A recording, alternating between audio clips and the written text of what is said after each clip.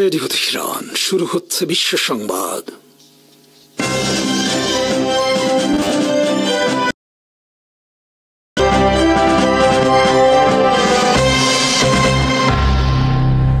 শুরুতেই সংবাদ শিরোনাম। আসসালামু আলাইকুম। যুদ্ধবন্ধ না হলে সেপ্টেম্বরে ফিলিস্তিনকে রাষ্ট্র হিসেবে স্বীকৃতি দেওয়ার ঘোষণা ব্রিটেনের প্রধানমন্ত্রীর। সমগ্র আরব লীগ প্রথমবারের মতো নিন্দা জানালো 7 অক্টোবর হামাসের ইসরায়েল আক্রমণ। অপারেশন সিঁদুর নিয়ে মঙ্গলবার তোলপাড় ভারতের সংসদে। 12 দিনের মধ্যে যুদ্ধবন্ধের আলটিমেটামের কড়া জবাব দিল রাশিয়া। ব্রিটেনের প্রধানমন্ত্রী কিয়ার স্টারমার বলেছেন, ইসরায়েল যদি গাজা যুদ্ধ বন্ধ না করে তাহলে তারা সেপ্টেম্বর মাসে ফিলিস্তিনকে রাষ্ট্র হিসেবে স্বীকৃতি দেবে।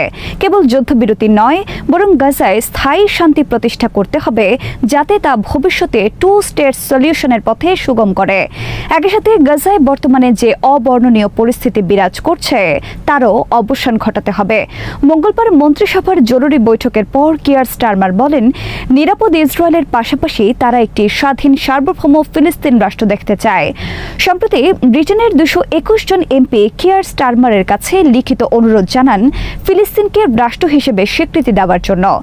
এক সপ্তাহ আগে ফ্রান্স ফিলিস্তিনকে রাষ্ট্র হিসেবে স্বীকৃতির পর 221 জন এমপির চিঠির পর ব্রিটেন লেবার সরকার প্রচণ্ড চাপের মুখে পড়ে ফিলিস্তিনকে রাষ্ট্র হিসেবে স্বীকৃতির বিষয়ে। মঙ্গলবার ব্রিটেনের প্রধানমন্ত্রীর ঘোষণার প্রতিবাদ করে ইসরায়েলের প্রধানমন্ত্রী বেনিয়ামিন নেতানিয়াহু বলেছেন, ব্রিটেনের এই পদক্ষেপ গাজার দানব হামাসকে পুরস্কৃত করার শামিল। এদিকে যুক্তরাষ্ট্রে ইসরায়েলের প্রতি সমর্থন কমছে তীব্র গতিতে। বর্তমানে মাত্র 32% আমেরিকান গাজায় ইসরায়েলের অভিযান সমর্থন করছে।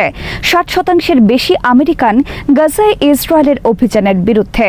তবে ট্রাম্পের দল রিপাবলিকানদের 71% গাজায় ইসরায়েলের অভিযানের পক্ষে। মঙ্গলবার পিউ রিসার্চ সেন্টার পরিচালিত এক জরিপে উঠে এসেছে এই তথ্য। এতে বলা হয়েছে, গত বছরের তুলনায় ইসরায়েলের প্রতি 10% সমর্থন কমেছে আমেরিকানদের। ট্রাম্পের ভক্ত রিপাবলিকান কংগ্রেস সদস্য মার্জরি টাইলার গ্রিন মঙ্গলবার ইসরায়েলের তীব্র সমালোচনা করে বলেছেন, ইসরায়েল গাজায় গণহত্যা পরিচালনা করছে। ডোনাল্ড ট্রাম্পের 12 দিনের মধ্যে ইউক্রেন যুদ্ধ বন্ধের আলটিমেটাম তীব্রভাবে প্রত্যাখ্যান করেছে রাশিয়া। সোমবার ট্রাম্পের আলটিমেটামের কয়েক ঘন্টার মধ্যে ইউক্রেন জুড়ে ব্যাপক হামলা চালিয়ে এর জবাব দিল রাশিয়া। মঙ্গলবার রাত থেকে বুধবার সকাল পর্যন্ত ইউক্রেনে হামলা চালিয়েছে রাশিয়া। সোমবার স্কটল্যান্ডে ডোনাল্ড ট্রাম্প বলেন, রাশিয়াকে 10 থেকে 12 দিন সময় দেওয়া হলো ইউক্রেন যুদ্ধ বন্ধের। এর মধ্যে যুদ্ধ বন্ধ না হলে কঠোর অবরোধ আরোপ করা হবে। বর্তমানে বিশ্বের সবচেয়ে অবরোধ আরোপের শিকার রাশিয়া। 2022 সালের ফেব্রুয়ারি মাসে ইউক্রেন যুদ্ধ শুরুর পর যুক্তরাষ্ট্র এবং পশ্চিমারা মিলে রাশিয়ার বিরুদ্ধে ইতিহাসের সবচেয়ে কঠোরতম অবরোধ আরোপ করে, জব্দ করে রাশিয়ার $350 বিলিয়ন সম্পদ। ফলে রাশিয়ার আর নতুন করে যুক্তরাষ্ট্রের অবরোধের কোনো তোয়াক্কা করেনি এতদিন পর্যন্ত। তবে এবার ট্রাম্প প্রশাসন রাশিয়ার বিরুদ্ধে নতুন এক অবরোধের হুমকি দিয়েছে, জানিয়ে চিন্তিত অনেকে। বাইডেন প্রশাসনের অবরোধ উপেক্ষা করে ভারত ও চীন রাশিয়া থেকে বিপুল পরিমাণ জ্বালানি তেল কিনে চলেছে, কিন্তু বাইডেন প্রশাসন এজন্য ভারতের বিরুদ্ধে কোনো শাস্তিমূলক ব্যবস্থা নেয়নি। এবার ট্রাম্প বলেছেন, যারা অবরোধ উপেক্ষা করে রাশিয়া থেকে জ্বালানি তেল কিনবে তাদের বিরুদ্ধে 100% সেকেন্ডারি শুল্ক আরোপ করা হবে। অর্থাৎ ভারত যদি রাশিয়া থেকে জ্বালানি তেল কেনে তাহলে যুক্তরাষ্ট্রের যেসব ব্যবসায়ী ভারত থেকে পণ্য আমদানি করবে সেক্ষেত্রে ভারতীয় ওইসব পণ্যের ওপর 100% শুল্ক ধার্য করা হবে। এর ফলে যুক্তরাষ্ট্রের ব্যবসায়ীরা ভারতীয় পণ্য আমদানি বন্ধ করতে বাধ্য হবে। এভাবে ট্রাম্প প্রশাসন ভারত, চীন সহ বিভিন্ন দেশকে বিরত রাখার কৌশল নিয়েছে রাশিয়া থেকে জ্বালানি তেল কেনার ক্ষেত্রে। এদিকে শুল্ক নিয়ে ভারতের সাথে ট্রাম্প প্রশাসনের দর কষাকষির আর মাত্র একদিন বাকি আছে। প্রকাশিত খবরে বলা হয়েছে, ভারতের ক্ষেত্রে 10% কমিয়ে 25% নির্ধারণ করা হতে পারে শুল্ক।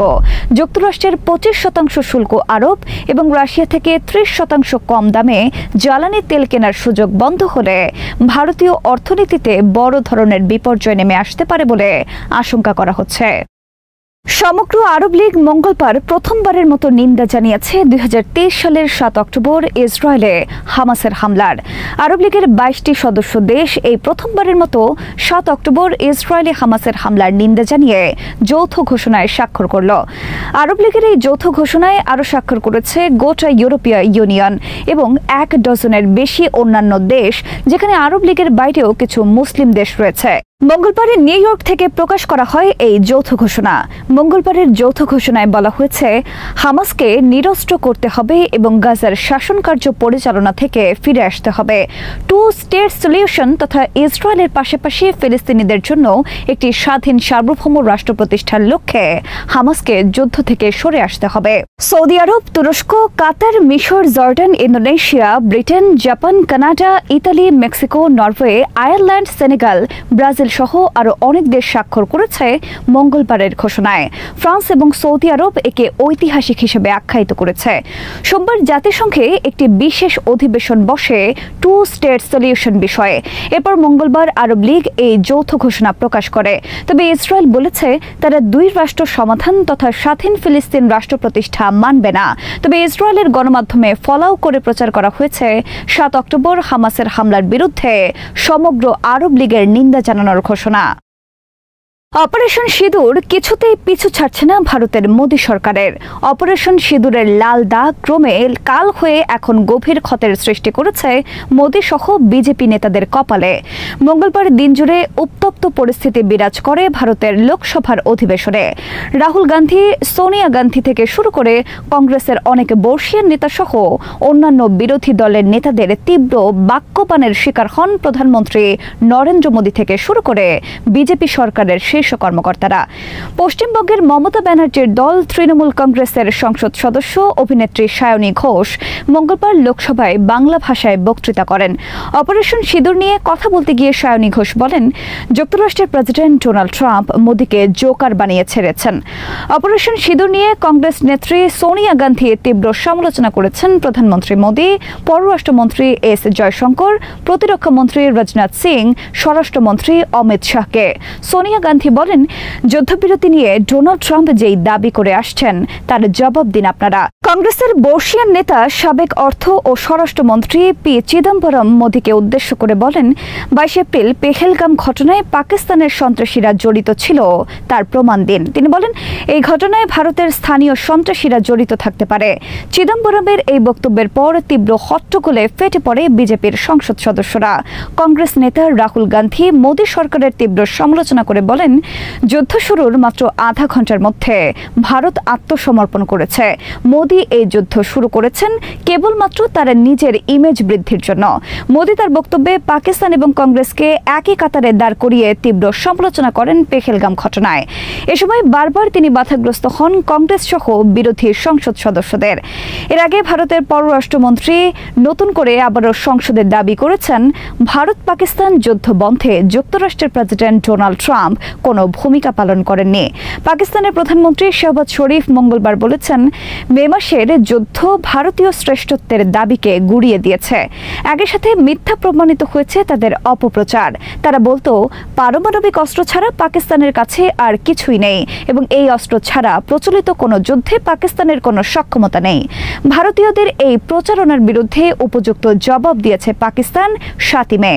শাহবাজ শরীফ বলেন, যুক্তরাষ্ট্রের প্রেসিডেন্ট ডোনাল্ড ট্রাম্প বারবার বলে আসছেন তিনি 2 দেশের যুদ্ধ বন্ধে মধ্যস্থতা করেছেন। যতবারই তিনি এই দাবি করেছেন ততবারই মোদীর ক্ষতে নতুন করে লবণের ছিটা পড়েছে। আমেরিকার সবচেয়ে উন্নত ক্ষেপণাস্ত্র প্রতিরক্ষা ব্যবস্থা terminal high altitude area defence third ইন্টারসেপ্টরের মজুদ কমে যাওয়ায় পেন্টাগন থেকে শুরু করে প্রতিরক্ষা বিশেষজ্ঞরা সবাই উদ্বিগ্ন। আর এর মূলে রয়েছে গত মাসে ইরানের সঙ্গে ইসরায়েলের 12 দিনের যুদ্ধ। CNN এর প্রতিবেদন অনুযায়ী জুনে ইরানের বিরুদ্ধে ইসরায়েলের 12 দিনের যুদ্ধে মার্কিন যুক্তরাষ্ট্র তার উচ্চমানের থার্ড ক্ষেপণাস্ত্র ইন্টারসেপ্টরের প্রায় 1/4 হারিয়েছে। ইরানের ব্যাপক ব্যালিস্টিক ক্ষেপণাস্ত্র হামলার প্রতিক্রিয়ায় আমেরিকা 100টিরও বেশি, এমনকি সম্ভবত 150টিরও বেশি থার্ড ইন্টারসেপ্টর নিক্ষেপ করেছে। এটি আমেরিকার অত্যাধুনিক বিমান প্রতিরক্ষা ব্যবস্থার এক উল্লেখযোগ্য অংশ। মোট 7টি থার্ড সিস্টেমের মধ্যে 2টি ইসরায়েলে মোতায়েন করা হয়েছিল। এই দ্রুত ইন্টারসেপ্টর ব্যয় আমেরিকার ক্ষেপণাস্ত্র প্রতিরক্ষা ব্যবস্থার দুর্বলতা স্পষ্ট করে দিয়েছে।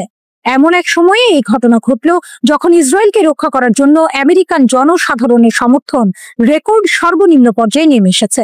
সাবেক মার্কিন প্রতিরক্ষা কর্মকর্তা এবং ক্ষেপণাস্ত্র বিশেষজ্ঞরা CNN কে জানিয়েছে, ইন্টারসেপ্টরের এই দ্রুত হ্রাস বিশ্ব জুড়ে আমেরিকার সামরিক প্রস্তুতি এবং এই গুরুত্বপূর্ণ প্রতিরক্ষাগুলিকে দ্রুত পূরণ করার ক্ষমতা নিয়ে বড় প্রশ্ন তুলেছে।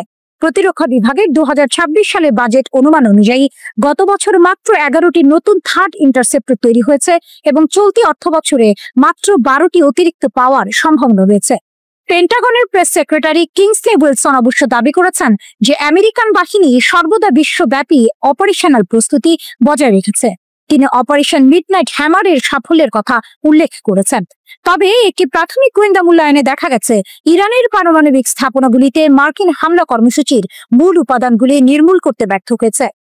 থার্ড একটি মোবাইল ক্ষেপণাস্ত্র প্রতিরক্ষা ব্যবস্থা যা স্বল্প থেকে মধ্যপাল্লার ব্যালিস্টিক ক্ষেপণাস্ত্রকে শেষ মুহূর্তে বাধা দিতে পারে। প্রতিটি থার্ড ইন্টারসেপ্টরের দাম প্রায় $12.7 মিলিয়ন।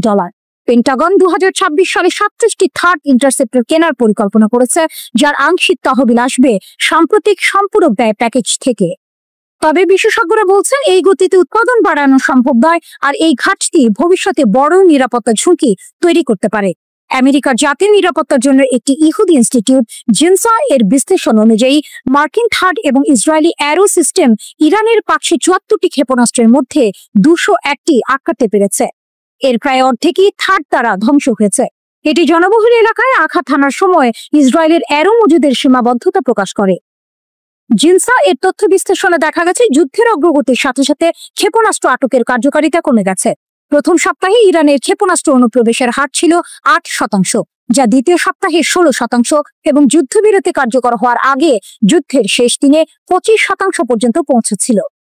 বিশেষজ্ঞরা মনে করছেন থার্ড সিস্টেম স্থাপনই ইসরায়েলের সীমিত ইন্টারসেপ্টর রিজার্ভের ইঙ্গিত দেয়। অবসরপ্রাপ্ত ঊর্ধ্বতন মার্কিন সেনা কর্মকর্তা এবং সাবেক জ্যেষ্ঠ প্রতিরক্ষা কর্মকর্তারা CNN কে জানিয়েছেন যে সাম্প্রতিক 12 দিনের যুদ্ধের আগেও মার্কিন যুক্তরাষ্ট্রের ইন্টারসেপ্টর মজুদ নিয়ে উদ্বেগ ছিল। বিশেষ করে চীনের বিরুদ্ধে প্রতিরোধ বজায় রাখতে গুরুত্বপূর্ণ উন্নত ইন্টারসেপ্টরের মাত্রা অত্যন্ত কম ছিল। একজন কর্মকর্তা বলেছেন, যখন তিনি জানতে পেরেছিলেন যে থার্ড মজুদ কতটা সীমিত, তখন তিনি অবাক হয়েছিলেন এবং মনে করেন ওয়াশিংটনের আরও ইন্টারসেপ্টর প্রয়োজন এবং সেগুলো দ্রুত তৈরি করা দরকার। মধ্যপ্রাচ্যের উত্তপ্ত বালুকণাময় প্রান্তরে একটি নতুন নীরব গর্জন শোনা যাচ্ছে। চাপা গুঞ্জন আর ফিসফিসানি বলছে ইরান হয়তো বিশ্বের সবচেয়ে শক্তিশালী অস্ত্রের মালিকানা দাবি করতে চলেছে, একটি আন্তঃমহাদেশীয় ব্যালিস্টিক ক্ষেপণাস্ত্র। এর নাম খোররামশার-5। যদি এই খবর সত্য হয়, তবে ইরান যোগ দেবে হাতে গোনা কয়েকটি দেশের এলিট ক্লাবে যাদের হাতে রয়েছে এমন বিধ্বংসী ক্ষমতা। ইরানের রহস্যময় পদক্ষেপ।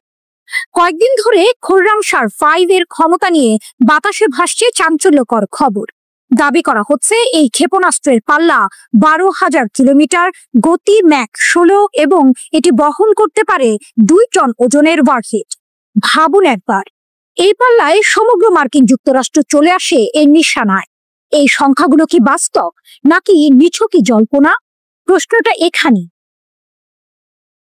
সাধারণত ইরানের প্রতিরক্ষা মন্ত্রণালয় বা Islamic revolutionary guards corps IRGC এর মহাকাশ বাহিনী তাদের বড় সামরিক সাফল্যের ঘোষণা বেশি ঢাকঢোল পিটিয়ে করে থাকে, কিন্তু খোররামশার-5 এর ক্ষেত্রে ব্যাপারটা ভিন্ন।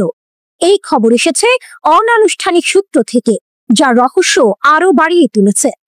কিছু সংবাদ মাধ্যম তো 2023 সালের খোররামশার-4 পরীক্ষার পুরনো ভিডিওকেই নতুন বলে চালিয়ে দিয়েছে। কিন্তু এর মানে এই নয় যে এই ক্ষেপণাস্ত্রের অস্তিত্ব নেই। ইরানের সামরিক সক্ষমতা নিয়ে যারা নিয়মিত খবর রাখেন তারা জানেন পারস্য উপসাগরের এই দেশটি সামরিক প্রযুক্তিতে নিজেদের শক্তিশালী করতে বদ্ধপরিকর। ICBM একটি বিধ্বংসী অস্ত্রের পরিচয়। একটি আন্তঃমহাদেশীয় ব্যালিস্টিক ক্ষেপণাস্ত্র হলো দূরপাল্লার ক্ষেপণাস্ত্র যা মহাদেশ জুড়ে বিভিন্ন ধরনের ওয়ারহেড বহন করতে পারে। এর সর্বনিম্ন পাল্লা 5,500 কিলোমিটার। অবাক করা ব্যাপার হলো কিছু ICBM 16,000 এমনকি 18,000 কিলোমিটার পর্যন্ত যেতে পারে, যা পৃথিবীর প্রায় প্রতিটি ভূখণ্ডকে কভার করে। এগুলো সাধারণত 20 থেকে 30 মিটার উঁচু হয়, কিন্তু আধুনিক প্রযুক্তিতে ছোট সংস্করণও তৈরি হচ্ছে। সাইলো, মোবাইল লঞ্চার বা সাবমেরিন থেকে উৎক্ষেপিত এই ক্ষেপণাস্ত্রগুলো বায়ুমণ্ডল ভেদ করে মহাকাশে প্রবেশ করে, তারপর ম্যাক 20+ বা 24,000 কিলোমিটার বা ঘন্টার বেশি গতিতে লক্ষ্যবস্তুর দিকে ধেয়ে আসে। 30 থেকে 40 মিনিটের মধ্যেই এটি তার গন্তব্যে পৌঁছাতে পারে। শীতল যুদ্ধের সময় থেকে এই অস্ত্র বিশ্ব ভূ রাজনীতিকে নতুনভাবে সংজ্ঞায়িত করেছে। এটি পারমাণবিক ত্রিমুখী ব্যবস্থার একটি গুরুত্বপূর্ণ অংশ, যা বোমারু বিমান এবং সাবমেরিন থেকে উৎক্ষেপিত ব্যালিস্টিক ক্ষেপণাস্ত্রের পাশাপাশি কাজ করে। খোরামশার 5 ক্ষমতার নতুন সংজ্ঞা। যদিও খোরামশার 5-এর 12,000 কিলোমিটার পাল্লার দাবি সত্যি হয়, তবে এটি ইরানের বর্তমান দীর্ঘতম পাল্লার ক্ষেপণাস্ত্র। খোরামশার 1 অথবা 4 এর চেয়ে প্রায় 3 গুণ বেশি শক্তিশালী হবে। ইরানের সিমোর্গ ক্যারিয়ার রকেটও যদি ব্যালিস্টিক ক্ষেপণাস্ত্রে রূপান্তরিত হয়, তবে একই পাল্লা অর্জন করতে পারে। তবে সামরিক বিশ্লেষকরা বলছেন, বেসামরিক ক্যারিয়ার রকেটকে ICBM এ রূপান্তরিত করার সম্ভাবনা কম, কারণ এগুলো ভারী, জ্বালানি লোড করতে বেশি সময় লাগে, আর তাই যুদ্ধের সময় শত্রুর সহজ লক্ষ্যবস্তু হয়ে উঠতে পারে। খোরামশার 5-এর ম্যাক 16 গতি ইঙ্গিত দেয় যে ইরানের ক্ষেপণাস্ত্র প্রযুক্তি অনেক উন্নত হয়েছে। এই গতিতে একটি ওয়ারহেডকে সঠিকভাবে লক্ষ্যবস্তুতে পৌঁছে দিতে হলে অত্যাধুনিক পুনঃপ্রবেশ যানের প্রয়োজন। ইরান ইতিমধ্যেই হাইপারসনিক ফাতাহ ক্ষেপণাস্ত্র পরীক্ষা করে এই সক্ষমতা প্রমাণ করেছে, যা ম্যাক 15 গতি অর্জন করে। এই ক্ষেপণাস্ত্রের তৃতীয় চমকপ্রদ বৈশিষ্ট্য হল এর 2 টনের ওয়ারহেড প্যালোড, যা আমেরিকার বাংকার বাস্টার বোমার সমতুল্য। যদিও এই প্যালোডের সঠিক পাল্লা এখনো স্পষ্ট নয়, ইরানের প্রতিরক্ষা মন্ত্রী ব্রিগেডিয়ার জেনারেল আজিজ নাসিরজাদে জুন মাসে হাইপারসনিক গতিতে 2 টনের একটি রেকর্ড ব্রেকিং ওয়ারহেড পরীক্ষার কথা জানিয়েছেন। যদিও তিনি ICBM এর প্রসঙ্গে এই ওয়ারহেডের কথা উল্লেখ করেননি, তবে এটি ইঙ্গিত দেয় যে ইরান অত্যন্ত শক্তিশালী প্যালোড তৈরির সক্ষমতা অর্জন করেছে। জুনের শুরুর দিকে মধ্যপ্রাচ্যের আকাশে যখন শান্তির ক্ষীণ আলো উঁকি দিচ্ছিল, তখনই তা হঠাৎ করেই অন্ধকারে ডুবে গেল। কোনো পূর্বাভাস ছাড়াই ইসরায়েল অতর্কিত হামলা চালালো ইরানের মাটিতে। তেল আবিবের ধারণা ছিল তেহরান হয়তো এই আঘাতে স্তব্ধ হয়ে যাবে, কিন্তু সে ধারণা ভুল প্রমাণিত হলো। ইসরায়েলের ধারণার উল্টোটা ঘটিয়ে তেহরান পাল্টা জবাব দিল। ইসরায়েলের দিকে ধেয়ে আসলো ক্ষেপণাস্ত্রের বৃষ্টি। একের পর এক ক্ষেপণাস্ত্র হামলায় নাস্তানাবুদ হয়ে ইসরায়েল দ্বারস্থ হলো আমেরিকার। মার্কিন সেনারা ইসরায়েলের হয়ে ইরানের 3টি গুরুত্বপূর্ণ পারমাণবিক স্থাপনায় হামলা চালায়, কিন্তু ইরানও ছাড়ার পাত্র ছিল না। তারা কাতারের মার্কিন ঘাঁটিতে পাল্টা হামলা চালিয়ে যোগ্য জবাব দেয়। টানা 12 দিনের রুদ্ধশ্বাস যুদ্ধের পর যুদ্ধবিরতির প্রস্তাব আসে। এই 12 দিনের যুদ্ধকে ইসরায়েলের প্রধানমন্ত্রী বেনিয়ামিন নেতানিয়াহু দেখছেন এক বিরাট সাফল্য হিসেবে। তার দাবি, এই যুদ্ধে ইরানের কয়েকজন শীর্ষ সামরিক কর্মকর্তাকে হত্যা করা হয়েছে, প্রতিরক্ষা সক্ষমতা দুর্বল করা হয়েছে এবং সবচেয়ে বড় কথা, যুক্তরাষ্ট্রকে ইরানের পারমাণবিক স্থাপনায় হামলার জন্য রাজি করানো গেছে। কিন্তু ইরানও পিছিয়ে নেই, তারাও দাবি করছে এই যুদ্ধে তারাই বিজয়ী হয়েছে। এই বাকযুদ্ধের মধ্যেই নতুন পরিকল্পনার কথা জানিয়েছেন নেতানিয়াহু। তিনি বলেছেন, গ্যাসের প্যাডেল থেকে পা সরানোর কোনো ইচ্ছা আমার নেই। এর সহজ অর্থ হলো ইসরায়েল আবারও হামলার প্রস্তুতি নিচ্ছে, যেন এক নতুন যুদ্ধের দামামা বাজছে মধ্যপ্রাচ্যে। আল জাজিরাকে দেওয়া সাক্ষাৎকারে একাধিক বিশ্লেষকের মত অনুসারে ইসরায়েল এখন সেই সুযোগ খুঁজছে, যার মাধ্যমে ইরানকে আরো দুর্বল করা যাবে অথবা ইরানের শাসকদের ক্ষমতাচ্যুত করা যাবে। কিন্তু এই ধরনের বড় আকারের অভিযান চালানোর জন্য ইসরায়েলকে যুক্তরাষ্ট্রের অনুমতি নিতে হবে। মার্কিন প্রেসিডেন্ট ডোনাল্ড ট্রাম্পের প্রশাসন কি সেই অনুমতি দেবে? অনেকেই মনে করছেন তা সহজে মিলবে না, কারণ যুক্তরাষ্ট্র হয়তো চাইবে না মধ্যপ্রাচ্যে আবারও বড় ধরনের যুদ্ধ শুরু হোক, যা তাদের অর্থনৈতিক ও রাজনৈতিক স্বার্থের জন্য ক্ষতিকর হতে পারে। এদিকে ইসরায়েল গত 12 দিনের যুদ্ধকে আত্মরক্ষামূলক পদক্ষেপ হিসেবে দাবি করেছিল, যার লক্ষ্য ছিল ইরানের পারমাণবিক কর্মসূচি ধ্বংস করা। যদিও তেহরান বারবার বলে আসছে তাদের কর্মসূচি কেবল বেসামরিক উদ্দেশ্যে, কিন্তু ইসরায়েলের এই হুঙ্কারকে মোটেও হালকাভাবে নিচ্ছে না ইরান। ইরানের প্রেসিডেন্ট মাসুদ পেজেশকিয়ান জানিয়েছেন, তারা ইসরায়েলের যে কোনো নতুন সামরিক অভিযানের জন্য প্রস্তুত। তাদের সশস্ত্র বাহিনী আবারও ইসরায়েলের ভেতর গভীরভাবে আঘাত হানতে সক্ষম। ইরান বিষয়ক বিশ্লেষক ত্রিতা পার্সি মনে করেন নেতানিয়াহুর চূড়ান্ত লক্ষ্য হলো ইরানকে সিরিয়া বা লেবাননের মতো করে ফেলা, যেখানে ইসরায়েল যখন খুশি তখন হামলা চালাতে পারবে এবং কেউ তেমন জোরালো প্রতিক্রিয়া দেখাবে না। ইসরায়েল মূলত যুদ্ধ পুনরায় শুরু করতে চায়, কারণ তারা চায় ইরানকে এমন এক অবস্থায় নিয়ে আসতে যাতে তা বারবার আঘাত করার জন্য উন্মুক্ত থাকে। ওমান সাগরের বিস্তীর্ণ নীল জলরাশি, দিগন্তে সূর্যের রক্তিম আভা, কিন্তু এই শান্ত দৃশ্যপটের আড়ালে লুকিয়ে আছে এক তীব্র উত্তেজনা। যখন বিশ্ব ভাবছিল ইরান হয়তো এই আক্রমণের পর দুর্বল হয়ে পড়েছে, তখনই ওমান সাগরের বুকে ঘটল এক অবিশ্বাস্য ঘটনা, এক সাহসী পদক্ষেপ যা বিশ্বকে দেখিয়ে দিল ইরানের অদম্য শক্তি আর ইস্পাত কঠিন মনোবল। ওমান সাগরের বুকে ধীর গতিতে এগিয়ে চলেছে মার্কিন ডেস্ট্রয়ার ইউএসএস ফিটজেরাল্ড। তার বিশাল আকৃতি যেন ক্ষমতার প্রতীক। হঠাৎ দিগন্তে একটি বিন্দুর মতো কিছু দেখা যায়, সেটি দ্রুত বড় হতে থাকে একটি ইরানি নৌবাহিনীর হেলিকপ্টার। মার্কিন ডেস্ট্রয়ার ইউএসএস ফিটজেরাল্ড ধীর গতিতে ইরানের তত্ত্বাবধানে থাকা জলসীমার দিকে এগিয়ে আসছিল, কিন্তু তেহরান তার সার্বভৌমত্ব রক্ষায় অটল। ইরানি সেনাবাহিনীর নৌবাহিনীর তৃতীয় নৌ অঞ্চল নেদাজা থেকে একটি দ্রুত প্রতিক্রিয়াশীল হেলিকপ্টারকে মোতায়েন করা হলো। এটি ছিল কেবল একটি হেলিকপ্টার নয়, এটি ছিল ইরানের আত্মমর্যাদার প্রতীক। ইরানি হেলিকপ্টারটি দ্রুত মার্কিন যুদ্ধজাহাজের উপর দিয়ে উড়ে যায়। হেলিকপ্টারের পাইলট স্পষ্ট রেডিও সতর্কবার্তা প্রদান করে মার্কিন জাহাজটিকে ইরানের জলসীমা থেকে দূরে থাকার নির্দেশ দেয়। মার্কিন যুদ্ধজাহাজের ক্রুরা হতবাক। পিছু হটো, নইলে পদক্ষেপের মুখোমুখি হও। ইরানের প্রতিরক্ষা মন্ত্রীর এই বজ্র কণ্ঠ যেন প্রতিধ্বনিত হচ্ছিল ওমান সাগরের বাতাসে। মার্কিন ফিটজেরাল্ড পিছু হটার আগে হেলিকপ্টারটিকে লক্ষ্য করে হামলা চালানোর হুমকি দেয় বলে অভিযোগ। এটি ছিল এক স্নায়ু যুদ্ধ, যেখানে 1 ইঞ্চিও ছাড় দিতে রাজি ছিল না ইরান। মার্কিন যুদ্ধজাহাজের ক্রুরা হেলিকপ্টারটি কাছাকাছি থাকলে তার সাথে সংঘাতের হুমকি দেয়। পরিস্থিতি চরম উত্তেজনার দিকে মোড় নেয়। ঠিক তখনই ইরানের সেনাবাহিনীর বিমান প্রতিরক্ষা কমান্ড হস্তক্ষেপ করে। তাদের নির্দেশ আসে স্পষ্ট ও অটল। ইরানি বিমান প্রতিরক্ষা কমান্ড হেলিকপ্টারটিকে সম্পূর্ণ বিমান প্রতিরক্ষা সুরক্ষায় ঘোষণা করে এবং আমেরিকান ডেস্ট্রয়ারকে তার পথ পরিবর্তন করার নির্দেশ দেয়। এটি ছিল এক অদম্য গর্জন, যা মার্কিন যুদ্ধজাহাজকে বাধ্য করে তাদের পথ পরিবর্তন করতে। ইরানের তাসনিম সংবাদ সংস্থা দাবি করেছে যে বিধ্বস্ত মার্কিন যুদ্ধবিমানটি আত্মসমর্পণ করতে এবং তার সামুদ্রিক অঞ্চল থেকে বেরিয়ে যেতে বাধ্য হয়েছিল। তাসনিম আরও দাবি করেছে যে হেলিকপ্টার পাইলট মার্কিন সতর্কবার্তা উপেক্ষা করে তার টহল অব্যাহত রেখেছে, যা ছিল ইরানের অটল সংকল্পের এক জ্বলন্ত প্রমাণ। 1980 সাল থেকে ইরান ও মার্কিন নৌবাহিনীর পারস্য উপসাগর, ওমান উপসাগর এবং হরমুজ প্রণালীতে মুখোমুখি সংঘর্ষের দীর্ঘ ইতিহাস রয়েছে। 2019 সালে আকাশসীমা লঙ্ঘনের কারণে ইরান হরমুজ প্রণালীর কাছে একটি মার্কিন RQ-4A গ্লোবাল হক ড্রোন গুলি করে ভূপাতিত করে। ইরানের নৌবাহিনী প্রায়শই পারস্য উপসাগর এবং ওমান সাগরে বৃহৎ আকারে মহড়া পরিচালনা করে, যা তার ক্ষমতা প্রদর্শন করে এবং বিদেশি শক্তির বিরুদ্ধে প্রতিরোধের ইঙ্গিত দেয়।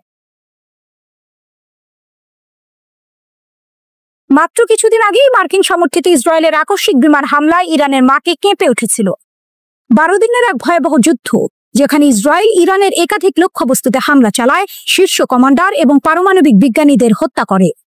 পারমাণবিক ও সামরিক স্থাপনা লক্ষ্য করে চালানো হয়েছিল বোমা হামলা।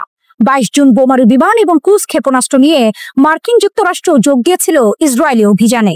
24 জুন ইরানের পারমাণবিক স্থাপনায় মার্কিন বোমা হামলার পর এক ভঙ্গুর যুদ্ধবিরতি কার্যকর হয়েছিল।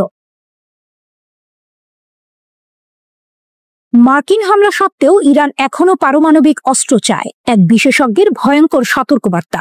আমেরিকা আর ইসরায়েলের একের পর এক হামলা সত্ত্বেও ইরান কি এখনো পারমাণবিক অস্ত্রের স্বপ্ন দেখছে? একজন শীর্ষ নিরাপত্তা বিশেষজ্ঞের সতর্কবার্তা কিন্তু তেমনই ইঙ্গিত দিচ্ছে। তিনি বলছেন, ইরানের সবচেয়ে বিপজ্জনক ক্ষমতা হলো কূটনীতিকে নিজেদের স্বার্থে ব্যবহার করা, আর এর লক্ষ্য একটাই, পারমাণবিক অস্ত্রের চূড়ান্ত লক্ষ্য।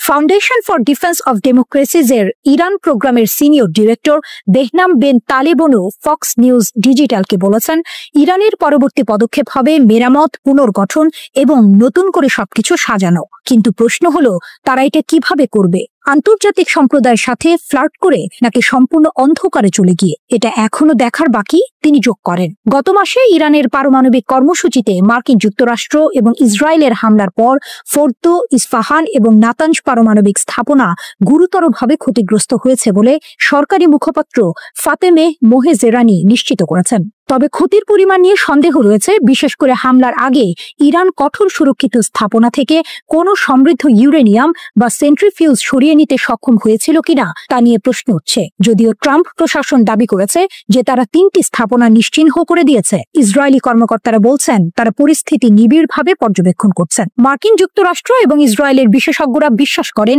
ইরান এখনও বাংকার ধ্বংসকারী বোমা থেকে ক্ষতির পরিমাণ মূল্যায়ন করছে এবং তারা যতটা সম্ভব পুনরুদ্ধার ও মেরামত করার চেষ্টা করবে, যার অর্থ তারা সময় কিনতে চাইবে।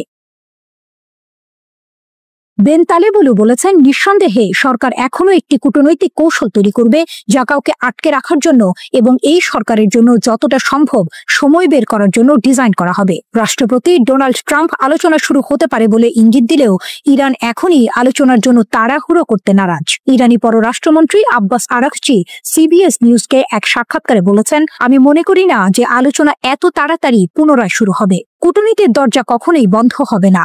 বেন তালেবুলু যুক্তি দিয়েছেন যে তেহরান সম্ভবত আবারও IAEA তে প্রবেশাধিকার সীমিত করার চেষ্টা করবে, কারণ তারা যে কোনো দর কষাকষির কৌশল ধরে রাখতে চাইবে। তার মতে ইরানের পরবর্তী পদক্ষেপ এবং সম্ভবত এই মুহূর্তে সবচেয়ে বিপজ্জনক ক্ষমতা হলো এর কূটনৈতিক ক্ষমতা। তিনি বলেন, এটি শাসক গোষ্ঠীর ক্ষমতা যে হয় দুর্বল হাতে আলোচনায় প্রবেশ করে এবং শক্তিশালী হাতে চলে যায়, অথবা তার প্রতিপক্ষের সামরিক বিজয়কে রাজনৈতিক বিজয়ে পরিণত হতে বাধা দেওয়ার চেষ্টা করে। যদি মার্কিন যুক্তরাষ্ট্র এবং ইরানের মধ্যে আলোচনা হয়, তা প্রত্যক্ষ বা পরোক্ষ হোক, ইরানিরা IAEA তে প্রবেশাধিকার আটকে রাখবে। এটি ইতিমধ্যেই তাদের সবচেয়ে গুরুত্বপূর্ণ অস্ত্র, তিনি যোগ করেন।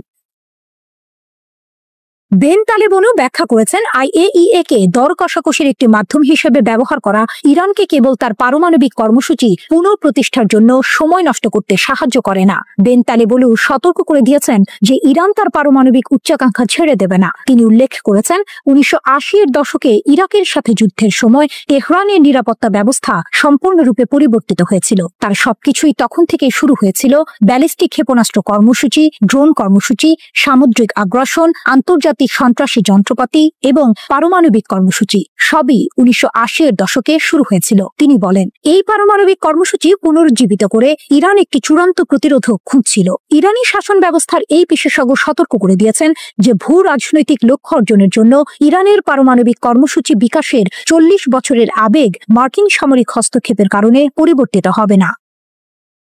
যুক্তরাষ্ট্রের মধ্যস্থতায় ইসরায়েল ও ইরানের মধ্যে যে যুদ্ধবিরতি হয়েছে তাতে 12 দিনের পাল্টাপাল্টি হামলার অবসান ঘটেছে। ইসরায়েলের প্রধানমন্ত্রী বেনিয়ামিন নেতানিয়াহু এই সংঘাতে নিজেদের বিজয় ঘোষণা করেছেন। ইরানও এই যুদ্ধে বিজয় দাবি করেছে।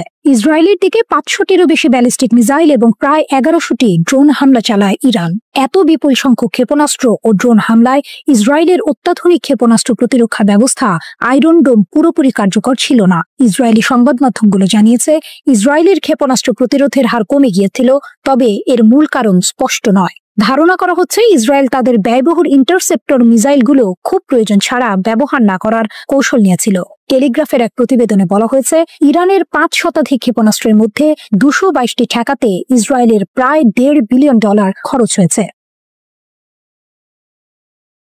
ক্লাস্টার বোমা ওয়ারহেড এবং ইসরায়েলের ক্ষয়ক্ষতি। দ্য টেলিগ্রাফের প্রতিবেদন অনুযায়ী 19 জুনের হামলায় ইরান তাদের ক্ষেপণাস্ত্রে একটি ক্লাস্টার বোমা ওয়ারহেড ব্যবহার করে। এই ওয়ারহেড প্রায় 8 কিলোমিটার এলাকার মধ্যে 20টি ছোট ছোট বিস্ফোরণ ঘটায়। এর মধ্যে একটি বিস্ফোরক আজুর শহরে আঘাত হানে, যার শব্দ এবং ক্ষয়ক্ষতি ছিল ছোটখাটো রকেট বিস্ফোরণের মতো।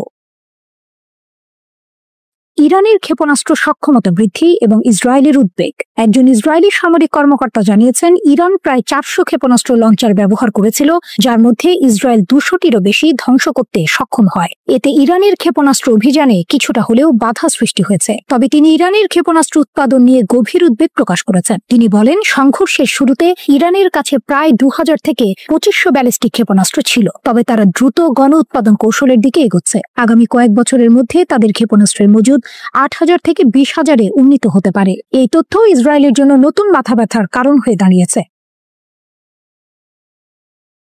আয়রন ডোম নিয়ে ইরানিদের উপহাস ব্যাপক ক্ষয়ক্ষতি এড়াতে না পারায় ইসরায়েলের প্রতিরক্ষা ব্যবস্থা নিয়ে রীতিমতো রসিকতা করেছে ইরান। দেশটির গণমাধ্যমে আয়রন ডোমকে উপহাস করে কার্টুন বানানো হচ্ছে। ইসরায়েলি শহরগুলোতে আঘাত হানা ক্ষেপণাস্ত্রের ভিডিওতে বাজানো হচ্ছে বিপ্লবী গান। ইরানি কর্মকর্তারা মনে করছেন ইসরায়েলের বিমান প্রতিরক্ষা ব্যবস্থাকে বিভ্রান্ত করার জন্য একই সঙ্গে ক্ষেপণাস্ত্র এবং ড্রোন ব্যবহার করা ছিল তাদের কৌশলগত সাফল্য।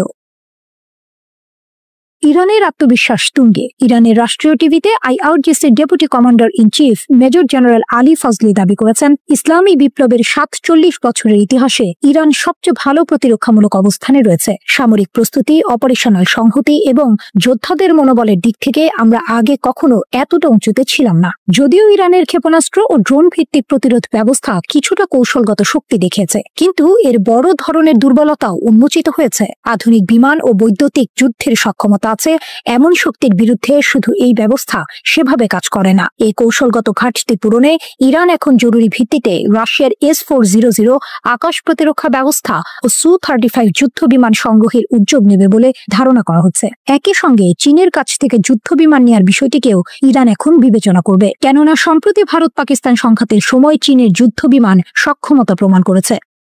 যুদ্ধবিরতি নয়, ইরান কি বড় যুদ্ধের জন্য প্রস্তুতি নিচ্ছে? 12 দিনের সংক্ষিপ্ত যুদ্ধের পর আপাত দৃষ্টিতে যুক্তরাষ্ট্র মধ্যস্থতা করে ইরান ও ইসরায়েলের মধ্যে একটি যুদ্ধবিরতি কার্যকর করলেও তেহরান এটিকে স্থায়ী শান্তি হিসেবে দেখছে না, বরং তারা এটিকে স্ট্র্যাটেজিক পজ বা কৌশলগত বিরতি হিসেবে বিবেচনা করছে। দীর্ঘদিনের কৌশলগত ধৈর্য নীতির ধারাবাহিকতায় ইরান এখন যুদ্ধের ক্ষয়ক্ষতি কাটিয়ে উঠে দীর্ঘমেয়াদী সংঘাতের জন্য নতুন করে সংগঠিত হচ্ছে এবং ভবিষ্যতে লড়াইয়ের প্রস্তুতি নিচ্ছে। রিপোর্ট মিডল ইস্ট আইয়ের। বিপর্যয়ের মাঝেও তেহরানের আত্মবিশ্বাস। সাম্প্রতিক যুদ্ধে ইসরায়েল যুক্তরাষ্ট্রের সহায়তায় ইরানের বিভিন্ন সামরিক ঘাঁটি, ক্ষেপণাস্ত্র স্থাপনা ও পারমাণবিক গবেষণাগারে ব্যাপক আঘাত হানে। এতে আইআরজিসির শীর্ষ কর্মকর্তা, মহাকাশ বিভাগের প্রধান ও একাধিক পারমাণবিক বিজ্ঞানী নিহত হন। কিন্তু এই বিপর্যয়ের মধ্যেও ইরান নিজেদের প্রতিরোধ ক্ষমতা প্রমাণ করেছে। তাদের পাল্টা ক্ষেপণাস্ত্র হামলায় ইসরায়েলের উন্নত প্রতিরক্ষা ব্যবস্থা আয়রন ডোমও চাপের মুখে পড়ে যায়। এই ঘটনা প্রমাণ করে প্রতিকূল পরিস্থিতিতেও ইরান শক্তিশালী প্রতিরোধ করতে সক্ষম। সামরিক শক্তি পুনর্গঠনে জোর। এই যুদ্ধবিরতির সুযোগকে কাজে লাগিয়ে ইরান নিজেদের সামরিক শক্তি পুনর্গঠনে পূর্ণ মনোযোগ দিয়েছে। তারা ক্ষেপণাস্ত্র ভান্ডার সমৃদ্ধ করছে, ফাতাহ ও খাইবার শেকান এর মতো হাইপারসনিক প্রযুক্তির উন্নয়ন ঘটাচ্ছে এবং বিমান প্রতিরক্ষা ব্যবস্থাকে আধুনিকায়ন করছে। যুদ্ধ থেকে পাওয়া শিক্ষা অনুযায়ী আধুনিক যুদ্ধে জয় পেতে শুধু ক্ষেপণাস্ত্র বা ড্রোন যথেষ্ট নয়, প্রয়োজন পূর্ণাঙ্গ বিমান প্রতিরক্ষা ও আকাশাধিপত্য। তাই ইরান এখন রাশিয়ার S-400 প্রতিরক্ষা ব্যবস্থা, Su-35 যুদ্ধ বিমান এবং চীনের J-10 ও পঞ্চম প্রজন্মের J-20 যুদ্ধ বিমান সংগ্রহের পরিকল্পনা করছে। এছাড়া যুদ্ধের সময় ইরানের একটি বড় দুর্বলতা ছিল আকাশভিত্তিক আগাম সতর্কতা ব্যবস্থা এর অভাব। এই অভাব পূরণের জন্য চীন ও রাশিয়ার কাছ থেকে এসব অত্যাধুনিক প্রযুক্তি সংগ্রহ এখন তেহরানের প্রতিরক্ষা পরিকল্পনার অন্যতম অগ্রাধিকার।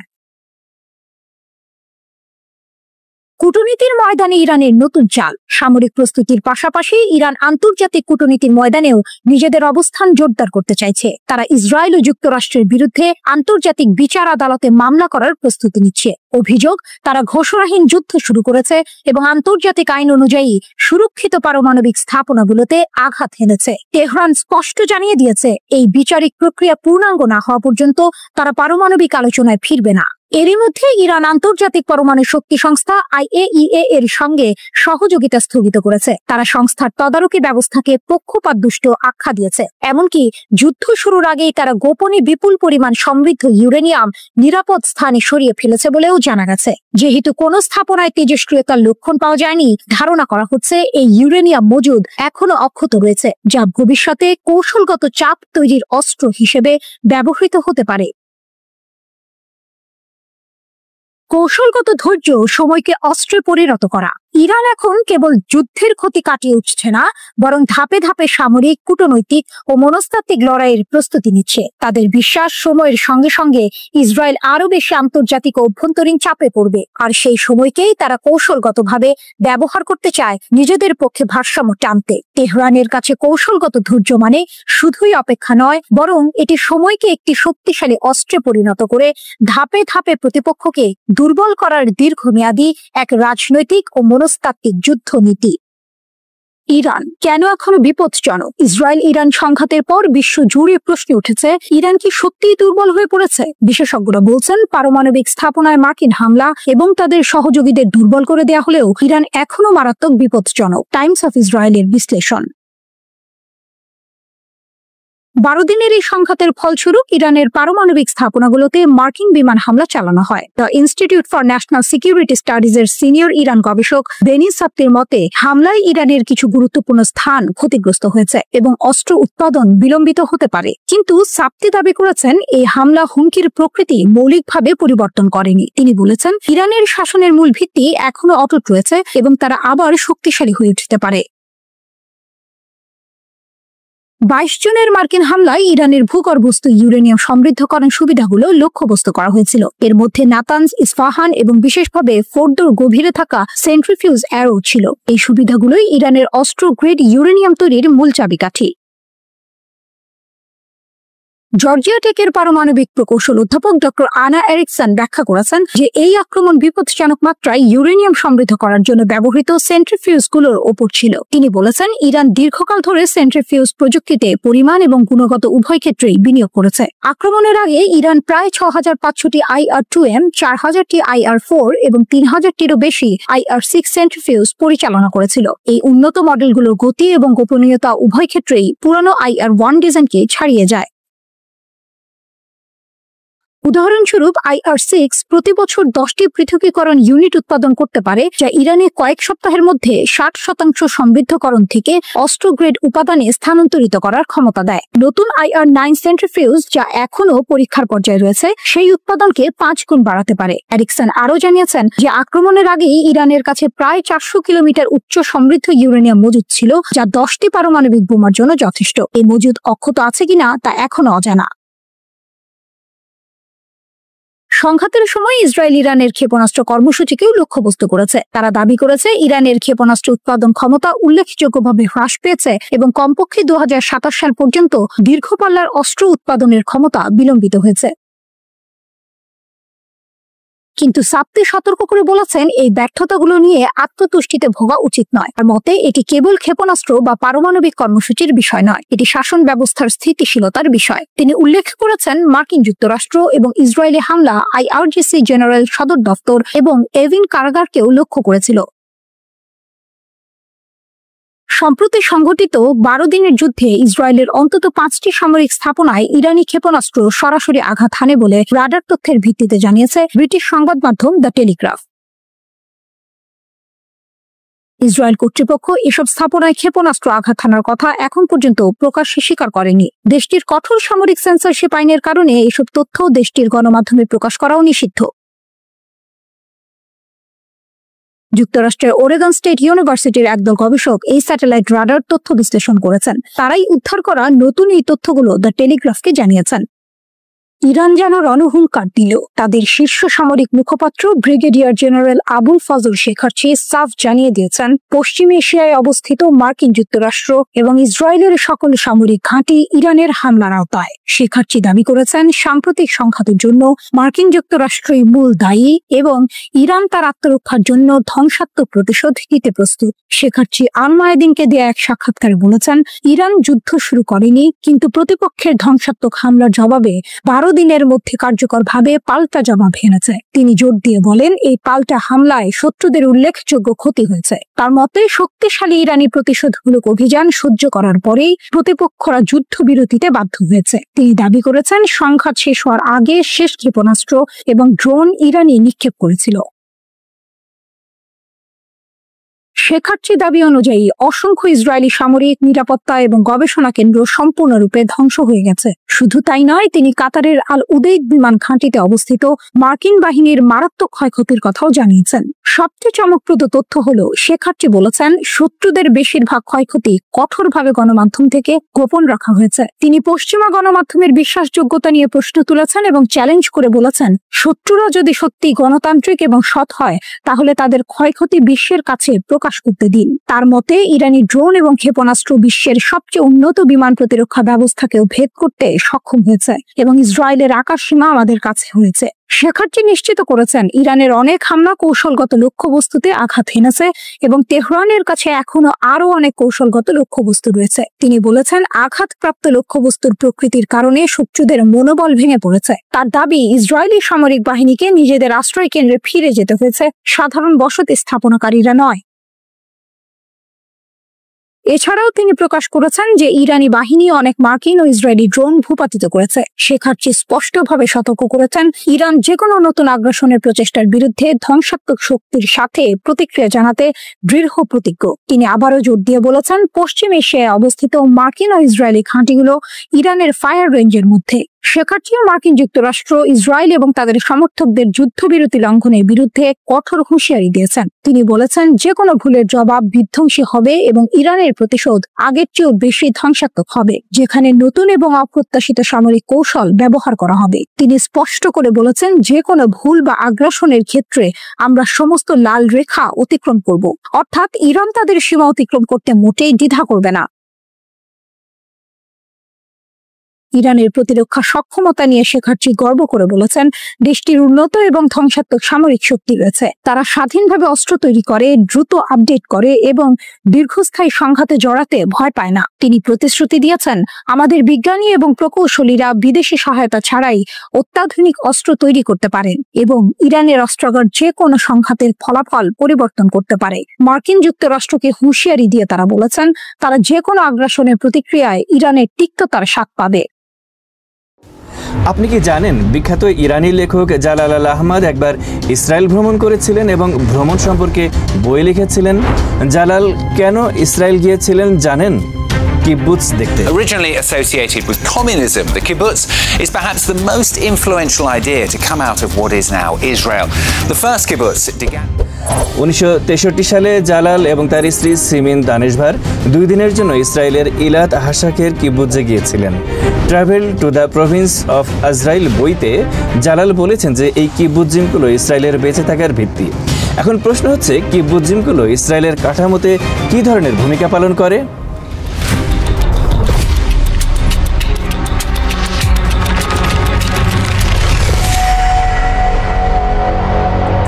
The kibbutz idea is the purest form of Zionism.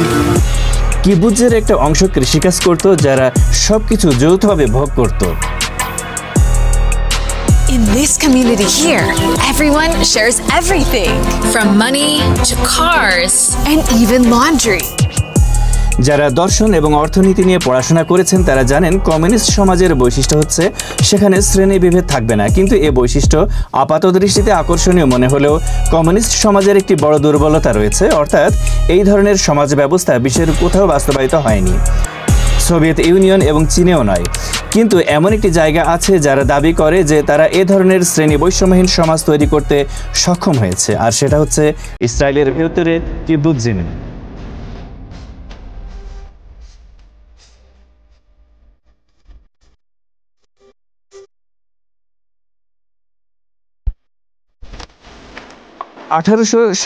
সালে প্রথম বিশ্ব জায়নবাদী সম্মেলনে থিওডর হার্জেল ফিলিস্তিনে ইহুদি রাষ্ট্র প্রতিষ্ঠার ধারণাটি উত্থাপন করেছিলেন।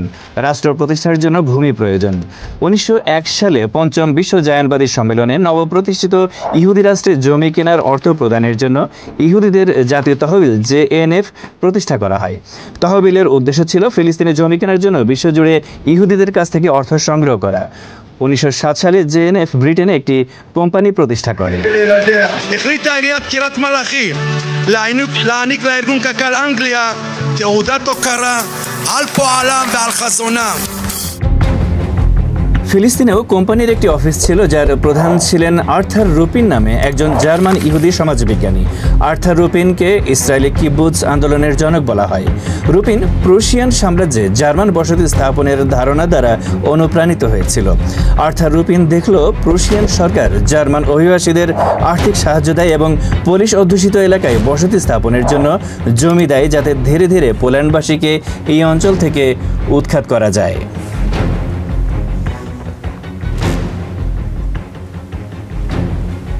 in order to achieve the goal, in order to achieve this dream of Jewish state, there must be done certain things which are related to the infrastructure of the settlement, roads, electricity, health, education, and of course buying land, which is the first thing that he is doing. ফিলিস্তিনি জমিতে ইহুদি বসতি স্থাপনের জন্য জমি ছাড়াও আরও কিছুর প্রয়োজন ছিল। ইহুদিরা দেশ ত্যাগ করে ফিলিস্তিনে কৃষিভিত্তিক বসতি স্থাপন করে, কিন্তু পশ্চিম ইউরোপীয় ইহুদিরা কৃষিকাজে খুব একটা দক্ষ ছিল না এবং অর্থ বিনিয়োগ, সুদ ও বাণিজ্যই ছিল তাদের উপার্জনের মাধ্যম। ইসরায়েলের প্রতিষ্ঠাতারা পূর্ব ইউরোপ ও রাশিয়ায় বসবাসকারী সমাজতান্ত্রিক ইহুদি শ্রমিকদের কাছে গিয়েছিল। এই ইহুদিরা বহু বছর ধরে ধর্মনিরপেক্ষ পরিবেশে ছিল এবং ফিলিস্তিনে অভিবাসনে রাজি করানোর জন্য প্রতিশ্রুত ভূমির প্রলোভন তাদের আকৃষ্ট করতে পারেনি। তাদের প্রতিশ্রুতি দেওয়া হয়েছিল যে যদি তারা ফিলিস্তিনে আসে তাহলে তারা রাশিয়ান জারদের নির্যাতন থেকে মুক্তি পাবে। তবে সেই সময়ে জবরদখলের বিষয়টি তারা যাতে জানতে না পারে সেজন্য তারা ফিলিস্তিনের ভূমি দখল এবং ফিলিস্তিনিদের বহিষ্কারের বিষয়টি গোপন রেখেছিল।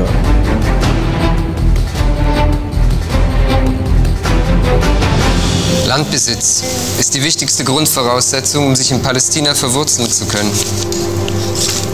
Wir werden uns nicht über das ganze Land verteilen, sondern wir werden uns auf ein paar wenige gleichförmige Siedlungspunkte konzentrieren.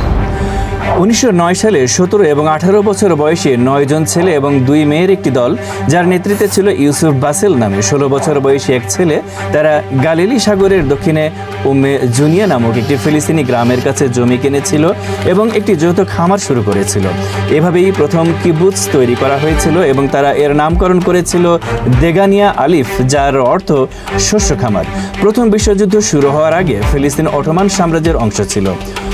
Ottoman শাসকরা ফিলিস্তিনে ইহুদি অভিবাসনের বিরোধিতা করে ফিলিস্তিনে ইহুদি অভিবাসন এবং জমি ক্রয় বন্ধ করতে ব্যাপক চেষ্টা করেছিল।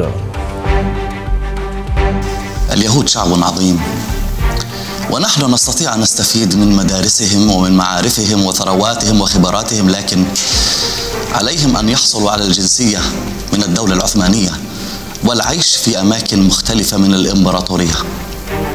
1910 থেকে 1920 সালের মধ্যে কেনা জমির মালিক ছিল অফিলিস্তিনিরা। 1948 সালের মধ্যে ক্রয় করা মোট জমির পরিমাণ ফিলিস্তিনের 6% ছিল না। কিন্তু প্রথম বিশ্বযুদ্ধ এবং অটোমানদের পতন ইহুদি অভিবাসীদের পক্ষে যায়।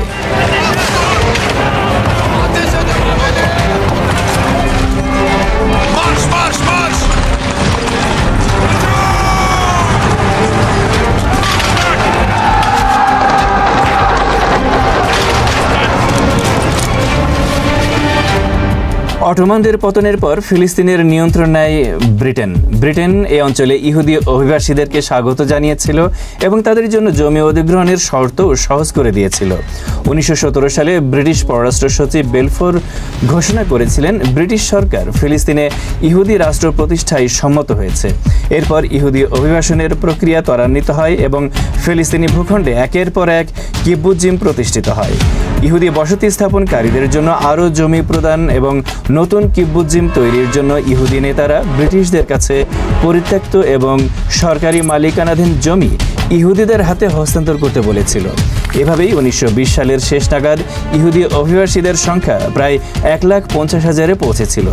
তবে প্রথম ও দ্বিতীয় তরঙ্গের অভিবাসীদের মতো নতুন অভিবাসীরা পরিত্যক্ত ও অনুর্বর জমি উন্নয়নে সময় নষ্ট করতে আগ্রহী ছিল না, বরং তারা ফিলিস্তিনের ভালো ও উর্বর জমিতে তাদের সম্মিলিত কিব্বুৎজিম প্রতিষ্ঠা করতে চেয়েছিল। কিন্তু সমস্যা ছিল উর্বর জমির মালিক ছিল ফিলিস্তিনিরা এবং তারা তাদের জমি বিক্রি করতে ইচ্ছুক ছিল না। 1948 সাল নাগাদ ইহুদিরা ফিলিস্তিনিদের কাছ থেকে বিভিন্নভাবে যে জমি কিনেছিল তা ফিলিস্তিনের জমির 6%ও ছিল না।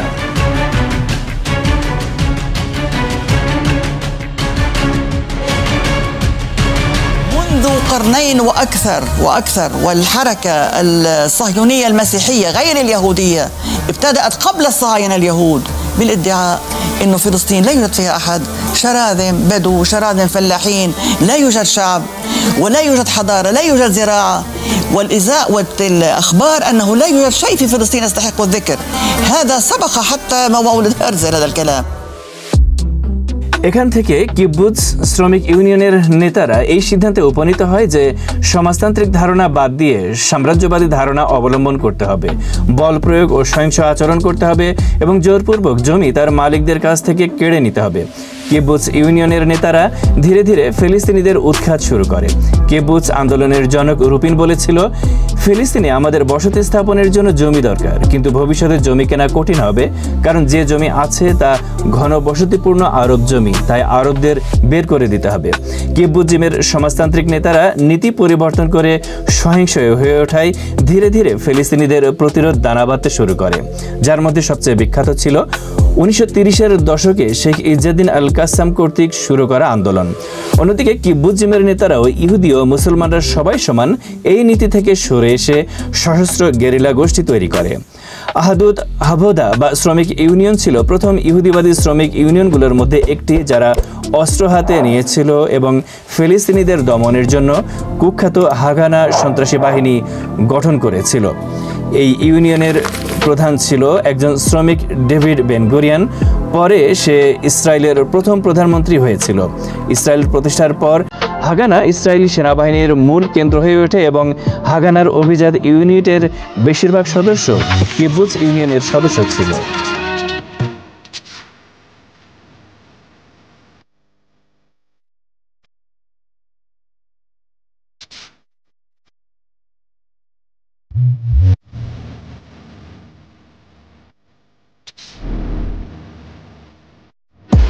কিব্বুৎজ আন্দোলনের নেতারা তাদের সদস্যদের খুশি করার জন্য কিব্বুৎজিমের মূল চেতনা বা মূল্যবোধকে পরিবর্তন করতে শুরু করে। উদাহরণস্বরূপ, সেই সময় তারা যে ঔপনিবেশিক কূটকৌশল অবলম্বন করেছিল এবং আজও ব্যবহার করে তা হলো, জমির মালিক তিনি নন যিনি এটি তার পূর্বপুরুষদের কাছ থেকে পেয়েছেন, বরং এখন জমিতে যে আবাদ করবে সেই মালিক। এই অদ্ভুত নীতি অনুসারে কিব্বুৎজিমের সদস্যরা দাবি করেছিল যে ফিলিস্তিনিরা তাদের জমি ঠিকমতো ব্যবহার করতে পারে না, বরং ইহুদিরা যদি জমিতে কাজ করে তবে তারা ফিলিস্তিনিদের তুলনায় বহুগুণ বেশি ফসল উৎপাদন করতে পারবে এবং সেই কারণেই জমির মালিকানার অধিকার ইহুদিদের রয়েছে। This is my whole life.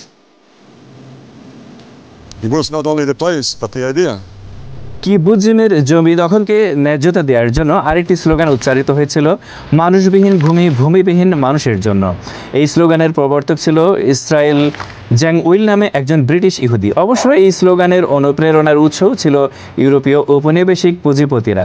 যখন ইউরোপীয় ঔপনিবেশিক সরকার আফ্রিকান ভূমি দখল করতে গিয়েছিল, তখন তারা দাবি করেছিল যে এই ভূমিগুলো জনবসতিহীন এবং কিছু বেদুইন আফ্রিকান উপজাতিকে জনসংখ্যা হিসেবে গণ্য করা যায় না। 1920-এর দশকে ইহুদিবাদী শ্রমিক ইউনিয়নের নেতারা তাদের প্রচারণায় ফিলিস্তিনিদেরকে তুর্কি বংশোদ্ভূত বেদুইনদের এমন একটি দল হিসেবে চিত্রিত করেছিল যারা অন্য স্থান থেকে ফিলিস্তিনে এসেছে এবং তারা মোটেও ফিলিস্তিনি নয়, তাই তারা ফিলিস্তিনিদের তুর্কমেন বলে ডাকত। এই যুক্তির মাধ্যমে ইহুদিরা ফিলিস্তিনিদের তাদের গ্রাম থেকে বিতাড়িত করত। ফিলিস্তিনিদের বিতাড়িত করার এবং তাদের ভূমি দখল করার জন্য সমাজতান্ত্রিক ইহুদিবাদীরা আরেকটি অজুহাত ব্যবহার করেছিল, আর তা হলো তারা দাবি করত ফিলিস্তিনিরা মোটেও একটি সুসংগঠিত জাতি নয়, কিন্তু আমরা ইহুদিরা এবং আমাদের কিব্বুৎজিম সুসংগঠিত। তাই আমরা যদি এই দেশ পরিচালনা করি তাহলে আমরা এই ভূমিতে সভ্যতা গড়ে তুলতে পারব। القلب النابض لفلسطين اختفى، بمعنى ذلك المركز الذي كان يشع نحو الأطراف اختفى، النخب اختفت، ولا توجد مشاريع قومية بدون مدن، ولا توجد مشاريع قومية بدون طبقة وسطى. الطبقة الوسطى اختفت، الطبقة المثقفة اختفت، بمعنى العمود الفقري اختفى، القدرة على تخيل المستقبل، النخب التي تستطيع أن تنتج أحلام اختفت. কিব্বুৎজ মূলত শ্রেণীদ্বন্দ্ব দূরীকরণের উপর ভিত্তি করে একটি আর্থসামাজিক মডেল ছিল, কিন্তু তারপর কিব্বুৎজবাসীরা একদিন সকালে ঘুম থেকে উঠে এই সিদ্ধান্তে পৌঁছে যে সমতা এবং সাম্প্রদায়িক জীবনযাপনের চেয়ে অর্থ উপার্জন করা বেশি গুরুত্বপূর্ণ।